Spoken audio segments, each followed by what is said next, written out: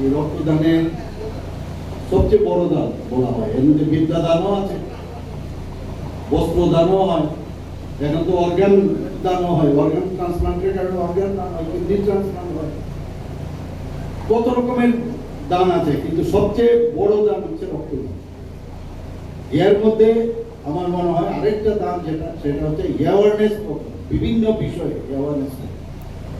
আমি তো মাঝে মাঝে এখন বলছি সব জায়গায় যে আমরা যেমন টিবি মুক্ত ত্রিপুরা বানাতে চাই, প্লাস্টিক মুক্ত ত্রিপুরা আগামী দিনে, আমি বলবো এই যে মানসিকতা, এই যে কংগ্রেস এবং সিপিএম মুক্ত ত্রিপুরা আগামী দিন যাতে হোক, সেটা সবাই মিলে যদি আমরা কাজ করি তাহলে গিয়ে কাজ হবে। কারণ এই যে টিউবারকুলোসিসের বিষয় ব্যবহার যেসব ভাইরাল রোগের আছে, যেভাবে আমাদের আক্রমণ করে, এই রূপগুলো আমাদের এখন ত্রিপুরার থেকে আমরা সবাই মিলে যদি আমরা কাজ করি তাহলে আমরা মুক্তি লাভ করবো।